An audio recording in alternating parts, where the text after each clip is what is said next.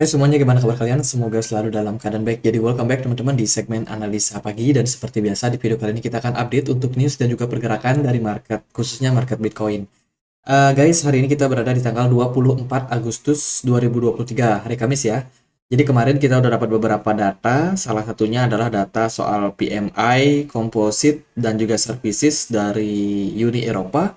Kemudian kemarin juga dapat data soal penjualan rumah baru ya untuk Amerika Serikat.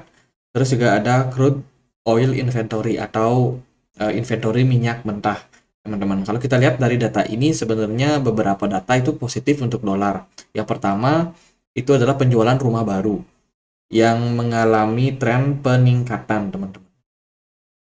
Jadi ini menarik ya, penjualan rumah justru naik. Padahal kalau kita lihat dari data komposit PMI untuk S&P globalnya itu mengalami koreksi, penurunan, teman-teman. Ya itu sih data yang memberikan impact terhadap pergerakan dari US dollar di perdagangan kemarin. Hari ini kita akan dapat data teman-teman dari Jackson Hole. Ya, ini akan sangat-sangat penting. Kita harus menunggu speech yang akan dilakukan malam nanti. Jadi ini berpeluang sangat volatile, teman-teman. Kemudian ada Core Durable Goods Order. Ini semacam ketahanan pangan gitu ya. Kemudian juga ada data initial jobless claim untuk Amerika Serikat. Jadi hari ini mungkin akan sangat ya volatile, teman-teman, terutama menjelang jam 8 malam nanti. 8 waktu WIB ya, jam 8 malam. Jadi siap-siap untuk volatilitas yang lebih signifikan terhadap market. Nah, dari beberapa data, teman-teman, kita mulai dulu pembahasannya dari Bitcoin. Ada wallet baru nih, ini aku udah ya ini ya, address wallet Bitcoin, teman-teman. Dia punya kepemilikan sebesar berapa nih? 3,7 billion. Jadi banyak banget, dan dia berada di urutan nomor 3 saat ini. Jadi ini merupakan data terbaru. Artinya apa? Artinya ada whales institusi ya yang pegang Bitcoin dengan jumlah yang sangat signifikan. Bahkan dia terdeteksi di sini melakukan akumulasi dari Mei kemarin, terus diakumulasi sampai di bulan Juli, sampai akhirnya dia bertahan dengan kepemilikan yang sekian, teman-teman. Jadi dari Mei sampai Juli akumulasi terus meningkat. Bahkan akumulasinya itu dari sebelumnya harga dia hanya punya kepemilikan sekitar 628 juta, itu langsung naik ke 3,7 miliar. Jadi akumulasinya sangat-sangat signifikan. Dan kalau kita lihat dari data transaksi di sini, bahkan dia masih melakukan akumulasi tanggal 24 Agustus 2023. Masih ada akumulasi yang dilakukan di dini hari tadi dengan jumlah yang sangat-sangat kecil, teman-teman. Jadi ini sifatnya nyicil pelan-pelan ya. Nyicil pelan-pelan. Ini kemarin juga dia ada akumulasi nih di tanggal 23. Banyak banget akumulasi yang terjadi, teman-teman. 23. Ini tanggal 22 dia juga beli, 24 ya, dan bulan Juli kemarin. Jadi akumulasi terus dilakukan oleh pemilik wallet nomor 3 ini. Itu aja sih, teman-teman. Bukan berarti apa-apa ya. Nah, sekarang kita masuk ke berita kedua. Binance itu kabarnya dijegal lagi nih. Jadi dia sedang diselidiki oleh pemerintah atau Departemen Kehakiman daripada Amerika Serikat. Perihal ada hubungan, jadi ini diduga ada hubungan antara Binance sama Rusia. Teman-teman, yang kita tahu Rusia masih dalam posisi perang melawan Ukraina. Dan Ukraina sendiri itu di-backup oleh Amerika Serikat. Jadi Chang Peng Shao sendiri itu diperiksa, teman-teman. Jadi ini kasusnya menyebabkan yang namanya gejolak ya, terjadi gejolak terhadap apa yang terjadi pada posisi market saat ini, teman-teman, di mana harga BNB ternyata mengalami penguatan. Di perdagangan kemarin BNB sustain ya, positif sekian persen, kira-kira 2-3% di atas dari Bitcoin. Jadi ini Binance dan BNB menjadi topik pertama dan ketiga masing-masing yang naik dengan paling cepat di market kripto. Tuduhan utama menunjukkan bahwa sisi Binance terus secara aktif menjual bagian mereka, jadi Bitcoin mereka, untuk mendukung token asli mereka. Dan ini juga disampaikan oleh salah satu pengamat dari Mike Alfred yang mengatakan bahwa CC itu membuang Bitcoin mereka untuk mencoba mempertahankan nilai BNB. Jadi kemarin itu BNB memang lebih kuat daripada Bitcoin. Tapi yang nggak berlangsung lama ngikutin lagi, teman-teman. Nah, ini menurut kalian gimana nih? Apakah memang Bitcoin itu dijual oleh Binance dan masuk ke wallet yang baru tadi? Yang pemilik nomor 3 ini ya kita nggak tahu, teman-teman. Karena aktivitas-aktivitas yang seperti ini itu yang tahu adalah internal. Ya, maksudnya itu yang tahu adalah internal. Tapi ya kita cuma bisa melihat dari data-data seperti yang tadi kita cek, teman-teman. Oh, ada peningkatan nih. Dari sebelumnya ini pemilik wallet nomor sekian jauh di bawah 59 ya. Tiba-tiba naik menjadi pemilik nomor 3. Kan itu mencengangkan. Ada apa nih? Gitu. Karena transaksinya juga lumayan gede.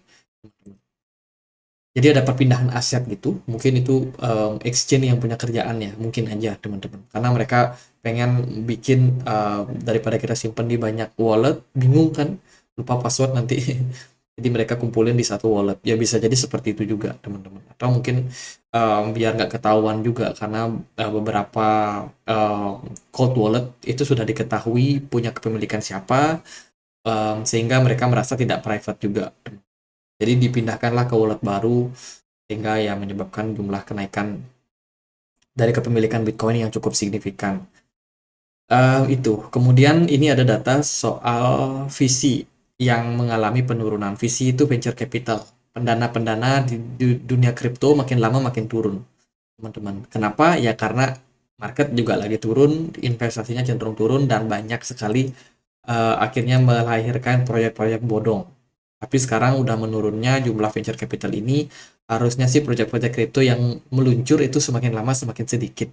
Sehingga kita hanya berfokus sama siapa yang sustain dan bertahan sampai saat ini. Ini juga berarti bagi proyek-proyek yang memang sudah ada, itu lebih sedikit punya likuiditas. Karena venture capital mereka udah lebih sedikit ngeluarin dana ke mereka.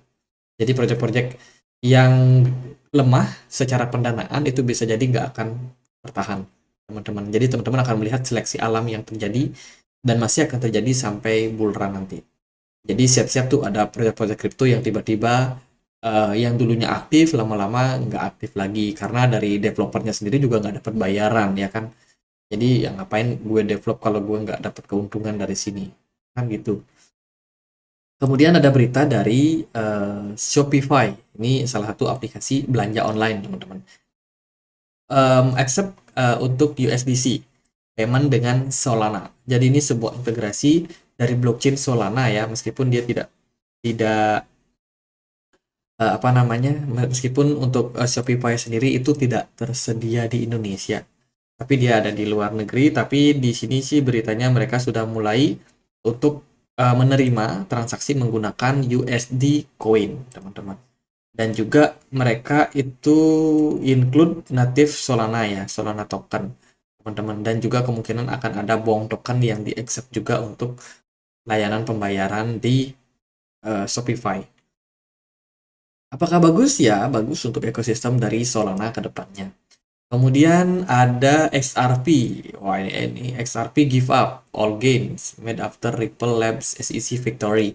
Jadi harga XRP kembali drop, teman-teman, nyungsep lagi turun ke atas dari level 0,5 dolar ya, setengah dolar, teman-teman, harganya turun balik. Padahal kemarin waktu kemenangan kasus SEC harganya langsung melonjak sampai 0,8 ya.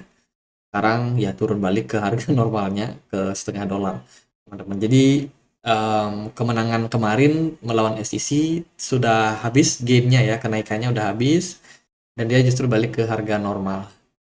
Ya, XRP. Ini data dari The Kobeissi Letter. Teman-teman, dia bilang gini, kira-kira sepertiga dari semua rumah yang dijual Amerika Serikat adalah konstruksi baru. Bahkan sebelum tahun 2008 ketika gelembung rumah terbesar, ya ini subprime mortgage ya, yang mencapai puncaknya sebesar 17% dari pasokan rumah baru. Harga rumah baru akan turun di bawah harga rumah yang ada untuk pertama kalinya sejak 2015. Tidak ada yang mau menghilangkan hipotek 3%. Teman-teman, Kalau kita melihat dari data ekonomi tadi ya, kita cek kan penjualan rumah.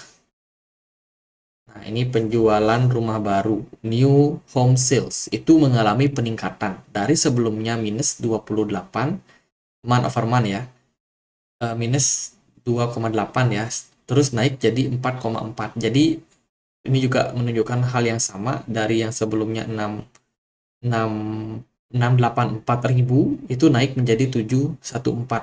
Teman-teman, ini menunjukkan bahwa rumah baru itu laku banget.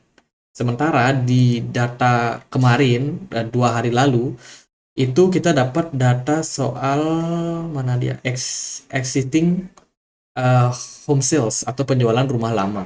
Trennya terus mengalami penurunan. Teman-teman, ini saya sendiri nggak terlalu yakin ya, tapi ini asumsi saya berpotensi menjadi bubble, teman-teman. Karena kenapa? Karena rumah-rumah yang laku konon hanya rumah-rumah yang baru aja, yang konstruksinya baru rampung, dijual dan laku. Sementara rumah-rumah yang udah duluan ada nih, udah lama, itu penjualannya justru mengalami penurunan. Ini juga data ditunjang sama chart. Sejak 2021 sampai sekarang itu mengalami penurunan. Dan ini kemungkinan dimirip-miripkan, ya ini nggak tahu ya apakah ini cocok logi atau enggak, dimirip-miripkan dengan kemungkinan terjadinya subprime mortgage lagi, teman-teman, seperti yang terjadi di 2008. Jadi ini ada potensial resiko. Hati-hati kalau misalkan krisisnya berulang kembali di tahun-tahun ke depan, apalagi banyak rumah kosong berarti ya, karena penjualan rumah lamanya nggak laku, penjualan rumah barunya yang justru laku. Artinya ya kita nggak tahu ini strategi apa, teman-teman. Apakah ya, kalau aku lihat-lihat sih developer rumah itu kadang-kadang nyuruh untuk orang-orang apa namanya yang bekerja di sana, ataukah itu manajer pimpinannya, disuruh beli properti yang mereka kerjakan. Jadi seolah-olah penjualannya naik, sehingga itu kayak bakalan menyebabkan bubble juga. Jadi ya hati-hatilah. Itu asumsi ya. Kemudian ada data dari Coinbase. Ini news dari Coinbase bakalan mendelisting 6 altcoin. Yang pertama ada Bond, BOND, Barnbridge, kemudian juga ada Derivado atau DDX. Ini September 2023. Dan yang lain itu akan ada Jupiter di delisting, kemudian Multichain, OOK akan di delisting, dan satu lagi Voyager, teman-teman. Jadi ya siap-siap aja kalau teman-teman ada invest di koin-koin itu, maka akan berkurang untuk likuiditasnya. Kemudian ada berita dari Bridge, teman-teman. Bridge ini adalah kumpulan 5 negara besar yang sekarang jumlah anggotanya udah nambah. Mereka kabarnya bakalan ekspansi lagi untuk memperkuat alians mereka, memperluas alians mereka dengan mengajak banyak negara untuk join di komunitas mereka, teman-teman. Jadi kabarnya sih Bridge ini mereka menciptakan mata uang untuk mengurangi ketergantungan sama US dollar, terutama untuk perdagangan di beberapa negara di Bridge ini, teman-teman. Jadi mata uang mereka digadang-gadang itu di backup sama gold, sama emas. Jadi akan menarik lebih banyak orang untuk simpan uang di Bridge ini. Apakah pasti hebat, pasti dipakai? Ya kita nggak tahu pasti juga, teman-teman. Tapi ya gininya kan gitu ya, idealismenya gitu, teman-teman. Gold backup bridge ya sebagai currency, dan ini akan sangat-sangat sulit untuk deliver.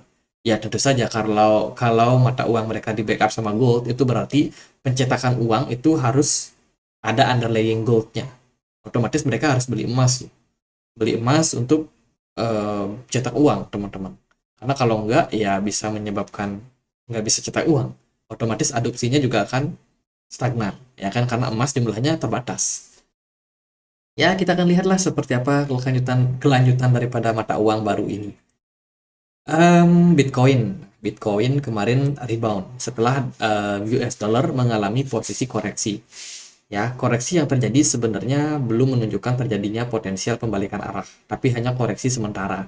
Jadi di sini saya berasumsi bahwa Bitcoin meskipun naik di perdagangan hari ini, itu tetap menyimpan potensi koreksi lanjutan, teman-teman. Jadi dari US dollarnya udah mengalami kenaikan cukup lama ya, sejak Juli kemarin sampai sekarang masih bertahan, teman-teman, dan belum ada tanda-tanda reversal atau koreksi yang berarti.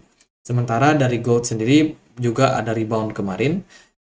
S&P 500 rebound 1%, lumayan tinggi ya. Bitcoin pun juga ikut-ikutan rebound. Bitcoin dari sebelumnya diperdagangkan di kisaran 25.800 something, naik menjadi 26.400 something. Posisinya kita adalah jenuh jual. Jadi kemarin udah diwanti-wanti juga, udah posisi jenuh jual, udah waktunya buat reversal dulu. Dari segi indikator MACD ya kurang lebih sama, terus volume perdagangan juga udah mulai naik, ditunjang juga sama smart money yang masih kosong. Artinya apa teman-teman? Artinya adalah kenaikan yang terjadi pada Bitcoin ini berpeluang hanya sementara. Kalau planning saya sih kita cuma running untuk wave 4, dan kemudian kita akan melanjutkan fase koreksi yang lebih dalam lagi. Jadi kalau kalau mungkin teman-teman melihat, wah ini Bitcoin bakal naik. Iya bisa naik, tapi kalau dia berhasil menembus level 28.300 sebagai level resistance yang cukup penting untuk ditembus oleh Bitcoin saat ini. Kalau Bitcoin nggak mampu menembus level tersebut, ya alih-alih dia paling naik sampai 28.000 mentok. Setelah itu dia bakalan koreksi lanjutan. Itu yang saya lihat teman-teman, karena ditunjang dari beberapa data. Sementara RSI memang udah terus mengalami kenaikan. Jadi kalau ada ngepump itu adalah hal yang sangat-sangat wajar dan relevan. Sementara dari posisi BTC dominance sendiri itu mengalami koreksi. Kalau kita perhatikan, ya memang udah waktunya koreksi ya, dari RSI-nya udah menunjukkan tren penurunan. Ekspektasinya adalah Bitcoin dominance kembali menurun. Semoga indeks dolar juga menurun sehingga ya market masih bisa rebound sebentar, terutama untuk altcoin yang rata-rata tertekan cukup dalam beberapa waktu terakhir. Ya paling gitu sih, ini udah mulai hijau lagi market ya teman-teman, tapi ya itu tadi ini Solana naiknya paling tinggi nih 4%. Ya tapi itu tadi menurut saya ini hanya kenaikan sementara dan belum menjadi sebuah indikasi pembalikan arah. Even banyak orang yang memprediksi wah Bitcoin ini bakalan langsung bullish. Saya rasa masih bakalan nunggu sampai akhir tahun deh. Ya sentimen yang paling penting itu adalah pivotnya The Fed. Karena kita butuh likuidasi lebih banyak. Kita perlu aliran dana lebih banyak ke market Bitcoin. Karena ya makin lama bond dinaikin, kemudian suku bunga dinaikin, deposito otomatis naik. Banyak orang yang nyimpen dananya di sana, teman-teman. Kalau itu belum di unlock dan dimasukkan ke market saham, kripto, ya gimana marketnya bisa naik? Market cap-nya nggak bakalan naik, teman-teman. Kalau The Fed sendiri belum melakukan pivot. Jadi paling gitu aja buat pembahasan Bitcoin sekarang. Kalau ada rebound, target kita adalah 28.000. Kalau dia bisa mencapai level tersebut, next dia ke 28.300. Nah, di sana ada level resistance yang sangat-sangat kuat. Kalau masih kuat lagi, ya udah Bitcoin berpeluang untuk rebound. Tapi menurut saya sih, Bitcoin masih bakalan mengalami koreksi lanjutan ke depannya. Apakah benar? Ya kita lihat aja nanti. Oke, gitu aja pembahasan untuk Bitcoin hari ini. Semoga bisa bermanfaat, teman-teman. Dan kalau ada pertanyaan lain, ada koin lain mau dibahas, boleh langsung tulis di kolom komentar. Di komunitas Telegram kita juga udah share beberapa analis dan juga news. Teman-teman yang mau join, boleh cek linknya di kolom deskripsi. Jadi gitu aja, teman-teman. Semoga bisa bermanfaat. Dan akhir kata saya Andre, makasih.